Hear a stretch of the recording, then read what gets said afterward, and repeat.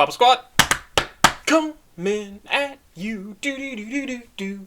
Hello, everyone. We're going to go back to 1983 today. I will also put another reminder up front in this video.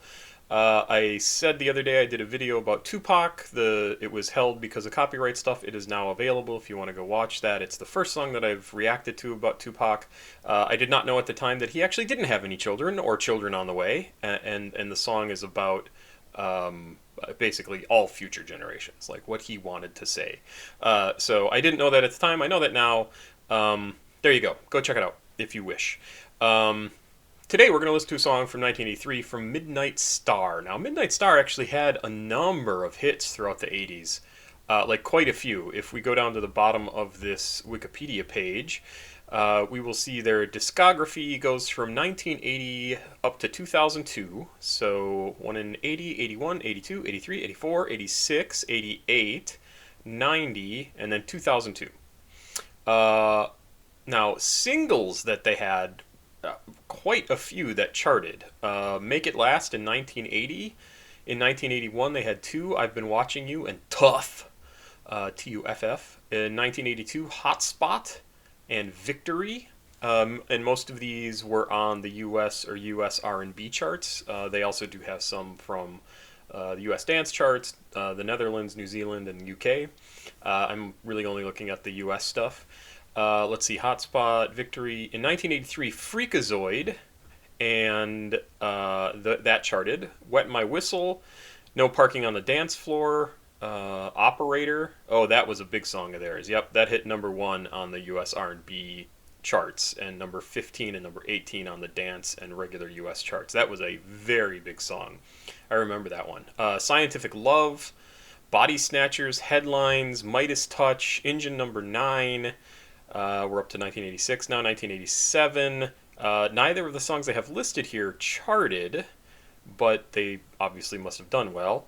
1988, they charted again with Don't Rock the Boat featuring Ecstasy of Houdini, which topped at number 3 on the R&B charts, but didn't chart on either of the other charts. Snake in the Grass, Love Song in 1989.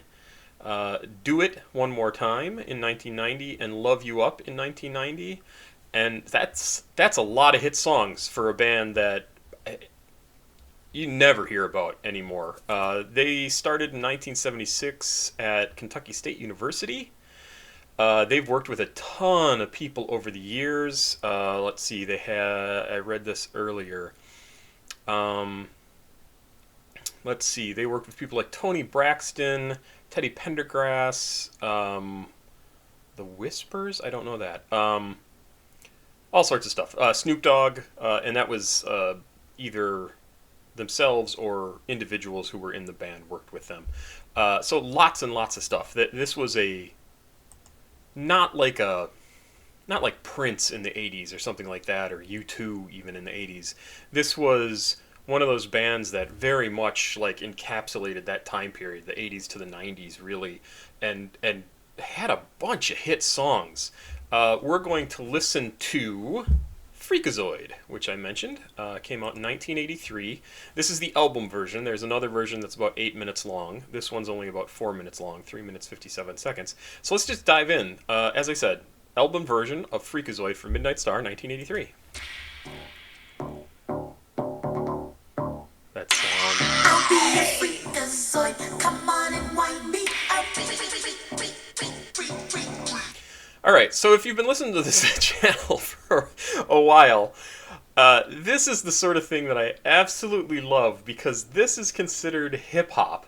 This is rap. This is early, it's electro. Absolutely electro. But this is so electronic. So electronic. It's not even...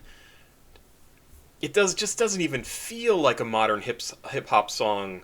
And when I say that, I don't mean they don't make songs like this anymore. I mean, the music, the hip-hop genre has changed so significantly since this time period that I find it absolutely fascinating that music like this is still considered part of the same genre, even though it has a different subgenre of electro.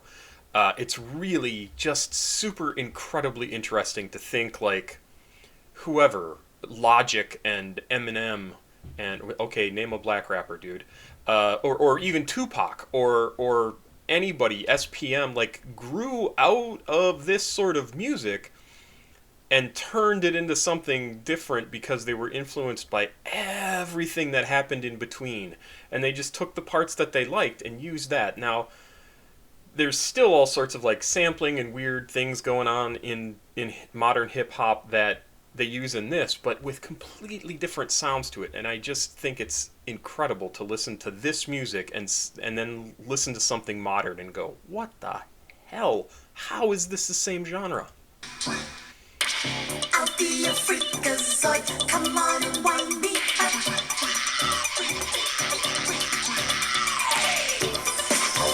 Some great sound effects.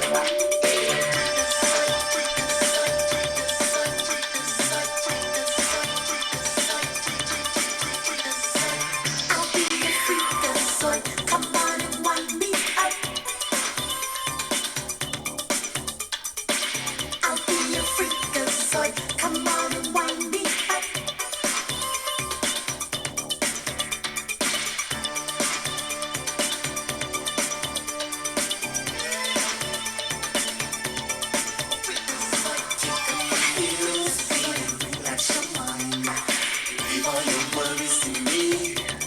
Really, okay, those vocals there that came in are really neat because if you listen to the quality of their voices, they kind of like sneak in to the song, and it's almost, I mean, it's very much not, it's not them attacking with the lyrics. They just sort of slowly come in, and it's really kind of a neat effect. Listen to how they do it. I hope I backed up enough, but let's listen.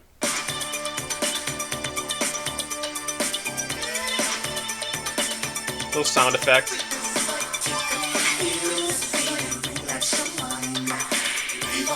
I like that.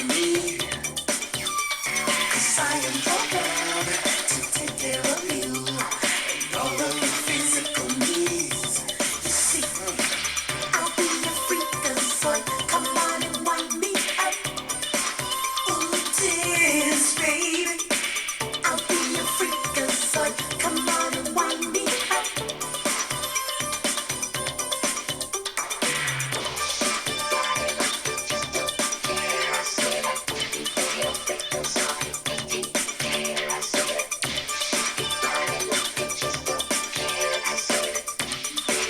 You know, it's funny that they use that, whatever it is, it's not auto-tune, but auto-tune is basically the same sort of thing from however many years ago that first appeared. But that manipulation of the voice to give it sort of an artificial electronic effect.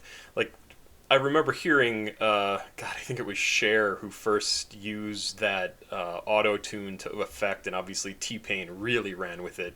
But I never even connected something like auto-tune to this sort of manipulation. So this has been around forever, that sort of make your voice sound weird, turn it into an actual, I mean, not an instrument, but turn it into into a synthesizer, basically, where you manipulate what your voice is sounding like to give it that artificial edge. And I mean, it's cool, it's neat. This obviously sounds really old and dated because it absolutely is. But it's still a really neat effect, and I think it's kind of fun.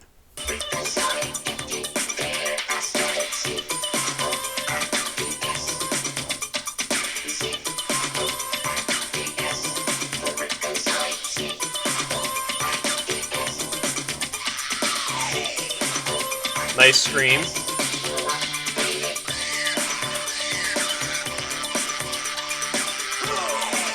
Wow, that's a neat sample.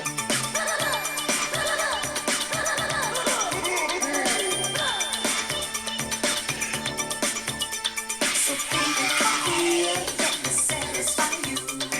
I know just what you need. I never get tired. I'm rechargeable. My senses are ready to please. You see, I'll be a Freakazoid. Come on and wind me up. We are Midnight Star. We gonna show you how to do it. Yes, we are. We got Freakazoid, road plus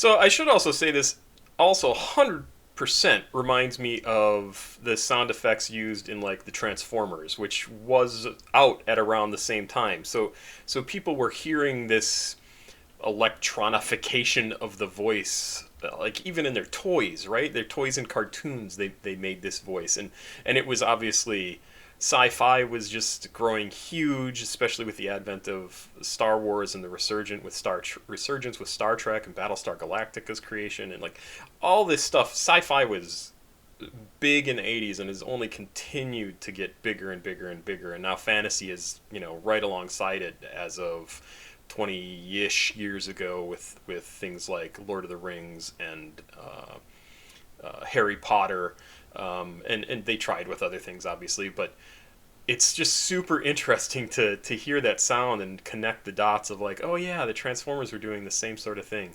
I also wanted to mention this album cover really and it is an album cover. It really reminds me of from the same sort of time period, Morris Day and the Time, their biggest hit, which Jungle Love. Yeah, oh God, love that. I just love that funky R&B feel to that song, and kind of it's so good. It's so good, and I think they're well known, but so underrated as a group when it comes to like their commercial success, because I thought they had a really inventive thing going on with their music. But this album cover absolutely reminds me of that album cover, and I had that when I was younger too. They were very closely associated with Prince, and they were in Purple Rain. Really, really a great band, great performers. Let's keep going.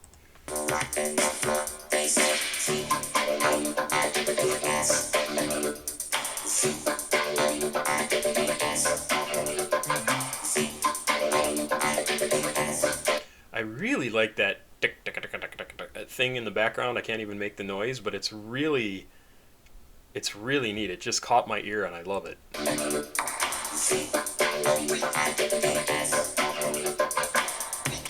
Syncopation again, love it.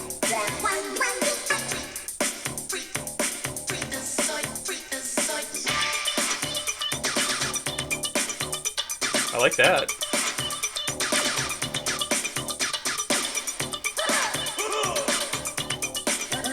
They don't even need those sounds.